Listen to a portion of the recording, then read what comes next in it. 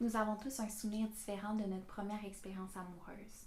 Malheureusement, pour certaines personnes, ce souvenir peut être difficile en raison d'expériences négatives vécues. C'est le cas de Hugo, un jeune homme qui a vécu de la violence sexuelle dans sa première relation amoureuse. D'ailleurs, les études montrent que l'expérience des premières relations intimes influence le développement de l'estime de soi, qui réfère en fait à l'évaluation et l'appréciation de sa propre valeur dans différents domaines de vie. Et bien que cette influence est généralement positive, ce n'est malheureusement pas toujours le cas. Comme pour Hugo et les autres victimes de violences dans leurs relations intimes.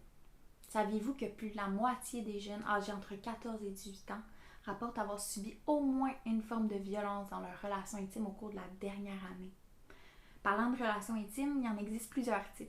On entend souvent le terme fréquentation, c'est-à-dire une relation où le statut est moins défini et où il y a généralement moins d'engagement entre les partenaires. Il y a aussi les relations amoureuses, donc une relation où les deux partenaires vont s'identifier comme étant un couple à part entière. Et donc, puisqu'il existe plusieurs types de relations à l'adolescence, il est à se demander si les niveaux d'estime de soi des victimes varient selon le type de relation dans laquelle ils sont engagés. Eh bien, c'est ce que mon étude a permis de démontrer. Donc, pour ce faire, il y a 809 jeunes âgés entre 14 et 19 ans qui ont répondu à des questionnaires en ligne. Puis les résultats montrent que les jeunes accordent énormément d'importance à leurs relations intimes et ce même plus qu'attendu. Donc, en effet, chez les garçons comme Hugo, qui sont victimes de violences sexuelles, ceux en relation amoureuse, donc présentement dans la relation violente, ont une meilleure estime d'eux-mêmes que ceux qui ne sont plus dans la relation violente.